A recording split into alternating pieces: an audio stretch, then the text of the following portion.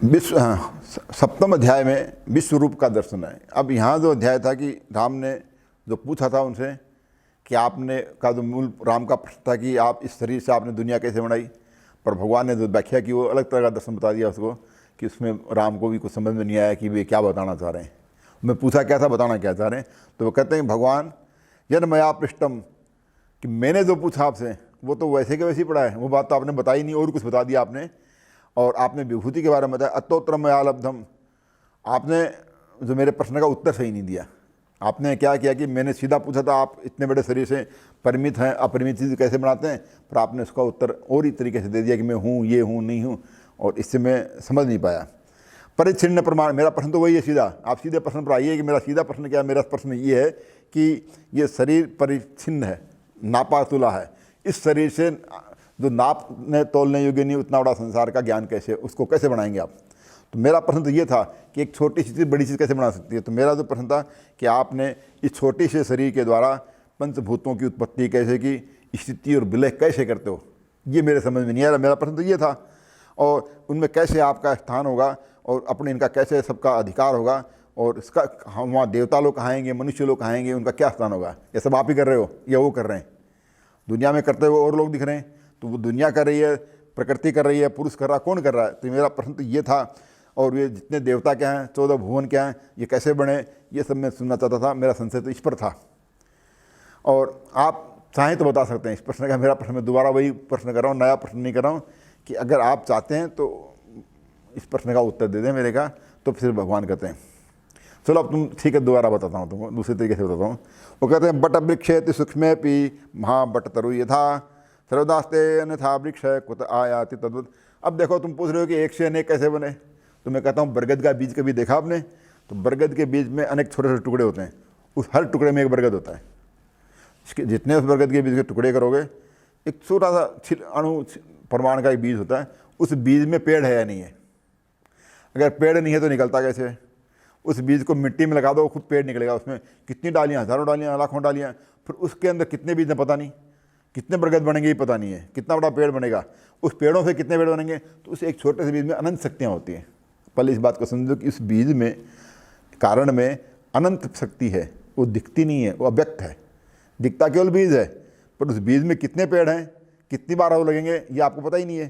तो वैसे ही वो कैसे आएंगे नहीं आएंगे, तुम इसलिए प्रश्न कर रहे हो कि तुम समझ पा नहीं रहे हो कि बीज से वृक्ष को कैसे जानोगे। जितने वृक्ष हैं उन वृक्ष में उनका बीज है या नहीं है। तो हर वृक्ष अपने बीज से तो बना है, तो वृक्ष में बीज है, बीज में वृक्ष है, दोनों एक दूसरे में छिपे रहते हैं। तो ऐसे ही हम लोग जीव में ब्रह्म में जीव छिपा रहता है। ईश्वर और परमात्मा दोनों एक कैसे हैं, तो वो समझ में तब आएगी कि दोनों को आपको पता लगे कि कौन किस में छिपा हुआ है। तो दोनों एक दूसरे में छिपे हुए हैं। तो जैसे बरगद के बीज में बरगद का पेड़ छिपा हुआ है, इस तरह मेरे शरीर में सभी 84 लाख जीव फंसे हुए हैं, उन सबका बीज में हूँ। तो मैं बीज तो थोड़ा दिखूँगा, पर बीज देख करके आपको अनुमान नहीं हो सकता इसमें क्या क्या है। वैसे मैं सबका बीज हूँ, और इसीलिए सब प्राणी मेरे अंदर ही आते हैं और मेरे अंदर ही लीन होते हैं। मैं उनको पैदा भी करता हूँ। जैसे प्रकाश कहाँ से पैदा हुआ, सूर्य का, तो सुबह उठते हैं सूर्य का प्रकाश चारों तरफ फैल जाता है। जब शाम होती है तो प्रकाश कहाँ जाता है, तो सूर्य में वापस विलीन हो जाता है। सूर्य जाता है तो प्रकाश लेके जाता है, सुबह देता है, शाम को लेता है। ऐसे मैं प्राणियों को उत्पन्न भी मैं करता हूँ और उनका हरण भी मैं करता हूँ। मैं दबता हूँ, उसको उठा लेता हूँ कि अब इसको उठाना है, तो वो अंदर मेरे ही अंदर रहता है। तो निकला भी मेरे से है तो जाएगा भी मेरे में। जिससे सूर्य से प्रकाश निकलता है और प्रकाश समाप्त भी सूर्य ही करता है। तो कहते हैं सब लोग यहाँ जो मेरी प्राणी हैं वो सब प्राणी वैसे ही हैं। पर आपको कोई दिखता तो नहीं है, तो दिखेगा ही नहीं।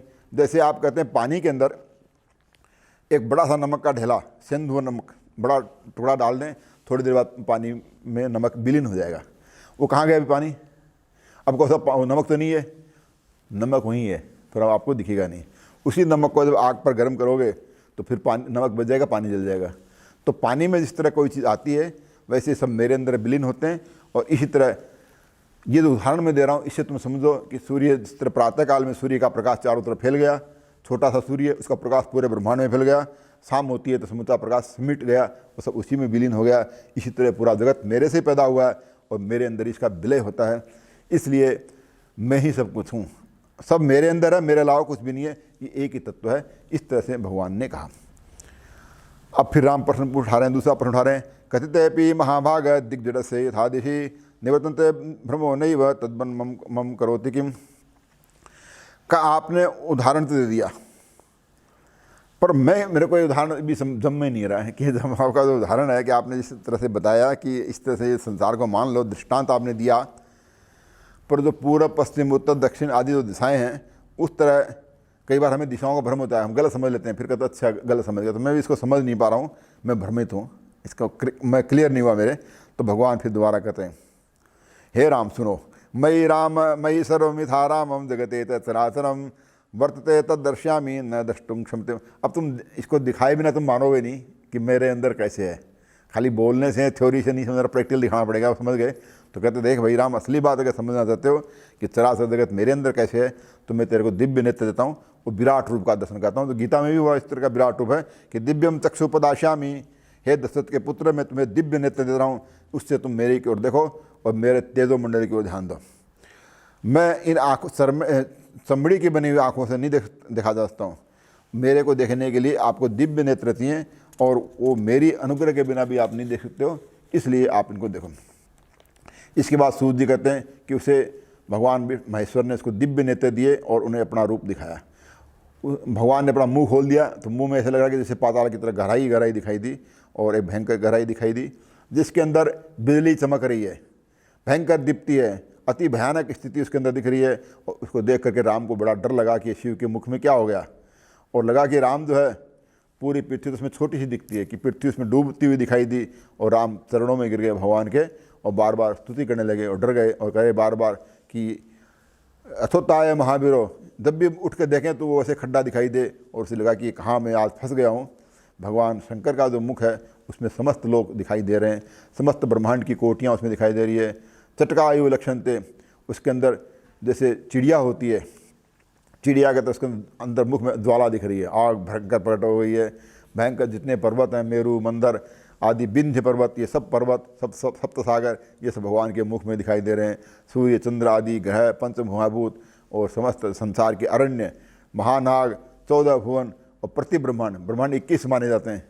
एक ब्रह्मांड के 21 ब्रह्मांड, तो 21 ब्रह्मांड उसके अंदर दिखाई दे रहे हैं। और ये देख करके उनको बड़ी घबराहट होने लगी राम को, और इस तरह से उनको देखा राम ने। सुरासुराणाम संग्राम तत्पूर्वा पुराणपि विष्णु दश अवतार तत्कर्माण्यपि।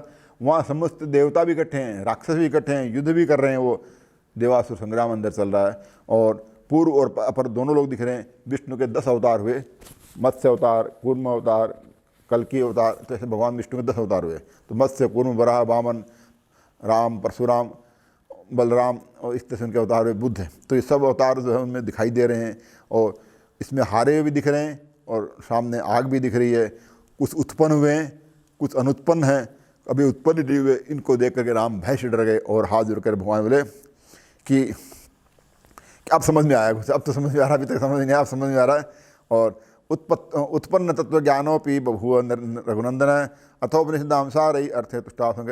और हाथ जोड़ ले कि अब मेरे को समझने की जरूरत नहीं है, मैं आपने समझा दिया मेरे को, अब मैं समझ गया हूँ क्या तत्व आपका। और प्रार्थना उन्होंने शुरू कर दी। श्री राम जी प्रार्थना कर रहे हैं, देव प्रपन्नार्तिहर प्रसीद प्रसीद विश्वेश्वर विश्ववंद्य प्रसीद गंगाधर चंद्रमौले माम त्राहि संसार भयादनाथम।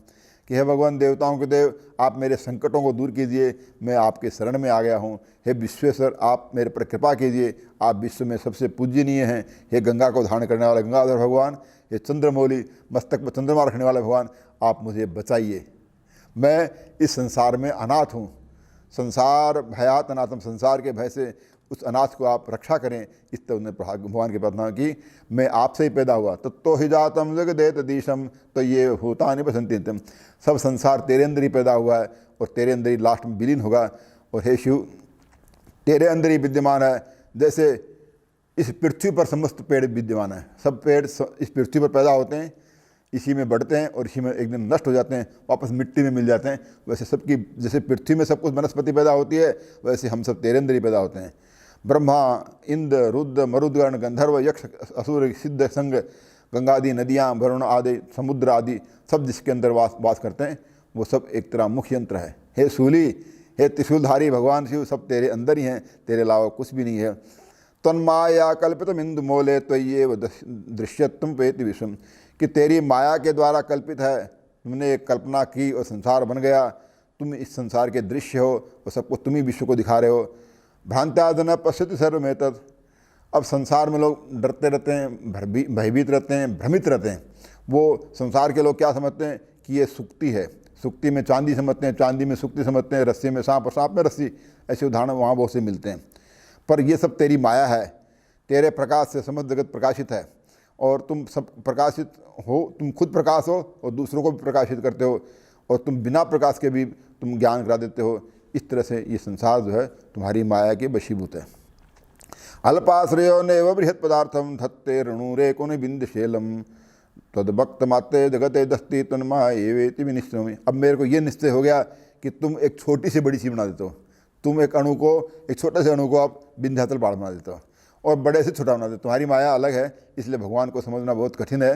तो कहते हैं कि तेरी जो शक्ति है उस शक्ति के द्वारा तुम क्या है, छोटी से बड़ा और बड़े से छोटा बना। हम लोग नहीं बना सकते ऐसा कि छोटे से बड़ा नहीं बना सकते, बड़े से छोटा नहीं कर सकते, पर तुम माया के द्वारा बनाते हो। तुम ही जो है रस्सी में सांप पैदा कर देते हो और डरा देते हो, और जबकि सांप है ही नहीं, सांप है नहीं और होगा भी नहीं, पर हमें डर लग गया।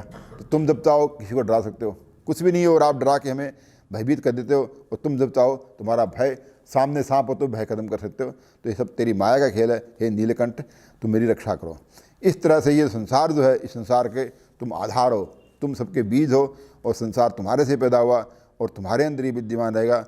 और विचार्यमाणे तव यत् शरीरमाधार भावं जगताम वेति यदप्यवश्यम यदा विद्येव पूर्णस्थिदानंदमेव मदत्।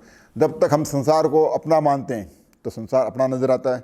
जिस दिन ब्रह्म ज्ञान हो गया, शिव ज्ञान हो गया, तो संसार मिथ्या हो जाएगा, तो उस दिन पूर्ण हो गए। अब संसार हमारा नहीं रहा। तो ये सब तेरी माया है। अविद्या के कारण संसार दिखता है, विद्या से संसार का नाश हो जाता है। इस तरह से आपकी माया है। पूजेष्ट पूर्तादिवर क्रियाणाम भोक्तुम फलम यत्सि विश्वमेव मृषेत देवम वचनम पुरारे तत्वस्ति भिन्नम न स किंचित देव। जितने संसार में पूजाएं हैं वो सब तेरा ही रूप है। इष्टा और पूर्त पूजा के दो भेद होते हैं। वो जितनी क्रियाएं लोग करते हैं उन सब का फल किसको मिलता है, तो भगवान को मिलता है।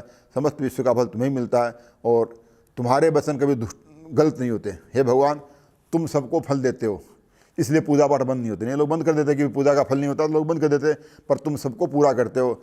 तुमसे भिन्न कुछ भी नहीं है। अज्ञान मूढ़ा मुनियो वदंती। कुछ लोग अज्ञान से मूढ़ होकर के कुछ मुनि लोग कहते हैं कि देखिए पूजा करें, उपचार करें, बलि करें, भगवान को प्रसाद बनाएं, तो उससे भगवान शिव को प्रसन्नता होगी। तो ये बात सही है क्या? क्या तुम्हें भूख प्यास लगती है प्रसाद खाने से खुश होते हो? तो भगवान को पूजा करते हैं, साहब भगवान के प्रसाद चढ़ा दिया, थोड़ा पानी चढ़ाया, एक चुल्लू भर के पानी चढ़ा दिया, एक लोटा पानी चढ़ा दिया। क्या भगवान प्यासा बैठा था कि पानी पी के भगवान खुश हो जाएगा? पर लोग तो कहते हैं कि साहब भगवान खुश होगा। पत्रम पुष्पम फलम, कि भगवान को पत्ता फूल फल चढ़ा दिया तो भगवान खुश हो जाएंगे। भगवान बड़े खुश होकर खाते हैं। गीता में कहा है ना, पत्रम पुष्पम फलम, जो कि जो मेरे के हे भक्ति से हे अर्जुन, जो पत्ता फूल फल चढ़ा देता मैं बड़ा खुश हो जाता हूँ उसे, और खाता हूँ उसको। मैं पानी को खा लेता हूँ, सब खा लेता हूँ, जो बड़ा भक्त लाया। तो क्या आपको प्यास लगती है ऐसी? तो क्या ये सब वो लोग समझते हैं ऐसा कि इन पूजा पाठ के द्वारा मैं भगवान गिरीश को, भगवान शिव को खुश कर लूँगा? क्या तुम्हारी प्रसाद लेने की इच्छा है, भोग इच्छा, तुम खाना पीना था, तुम भूखे प्यासे हो?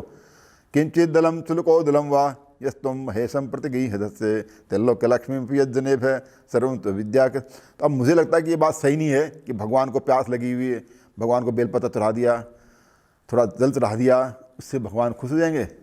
इतने सीधे हैं कि बस पत्ता चढ़ाते भगवान खुश हो गए? जिसको 3 लोक की लक्ष्मी जिसको मिलती है वो तुम ऐसी दे देते हो। तो सर्वम तो अविद्या के तुम्हें तो मिलता है, अज्ञान है। ये पूजा पाठ करना अज्ञान मुझे लगता है।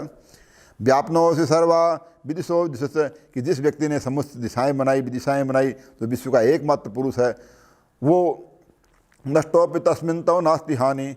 ये समस्त संसार नष्ट हो जाए तो भी तुम नष्ट नहीं होगे। जैसे घड़े के फूटने पर आकाश नष्ट नहीं होता। घड़ा और आकाश, घड़े के अंदर जो खाली जगह है वो कभी नष्ट नहीं होती। घड़ा फूटेगा, आकाश जिसका नहीं फूटेगा, तो दुनिया तो नष्ट भी हो जाए, सब कुछ नष्ट हो सकता है, पर शिव नष्ट नहीं होगा, वो वैसे ही रहेगा, वो आकाश रूप है। इसलिए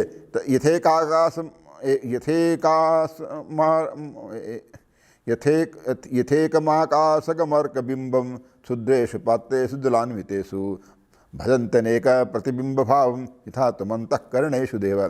कि जैसे आकाश में एक सूर्य बिंब है, उस सूर्य बिंब को ज़मीन पर जितने भी आप बर्तन रखोगे पानी भर के, सब में दिखेगा अलग अलग।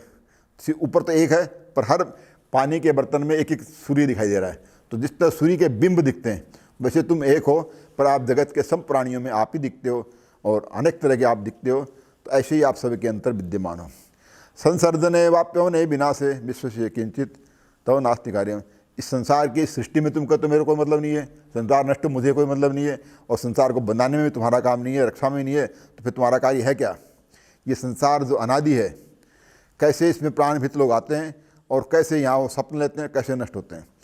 स्थूल से सूक्ष्म से जड़ से भोगो देह से संभोन विदम विनास्ति अतस्त्वारोपण मातनोति श्रुति पुरारे दुख खयो। पर बात यह है कि हम जो कुछ भी कहें, संसार में सब कुछ करता धरता तुम ही हो।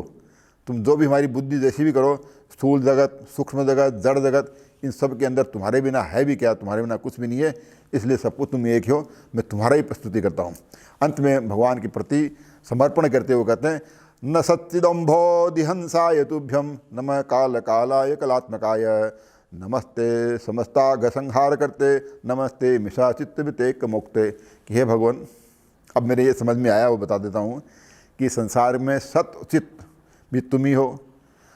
सत चित्त का एक समुद्र है, उस समुद्र के अंदर एक हंस घूम रहा है, वो अधिहंस जो है तुम ही हो, और तुम ही काल के काल हो, तुम ही कालात्मक हो, और तुम ही समस्त पापों को संहार करने वाले तुम ही हो, और समस्त हमारी मृषाओं को, इच्छाओं को, चित्तवृत्तियों को मुक्त करने वाले भी तुम ही हो। इसके अलावा मैं अब कुछ नहीं समझना चाहता हूँ, मेरा ये प्रश्न हो गया पूरा। तो सूत जी कहते हैं, एवं प्रणम विश्वेशम पुरत प्रांजलि स्थित है। इस तरह से भगवान विश्व के चरणों में राम जी पड़ गए और हाथ जोड़ के खड़े हो गए, विस्मित हो गए, और परमेशानम जगादम रघुन, और इस तरह से उन्होंने भगवान शिव को बोला।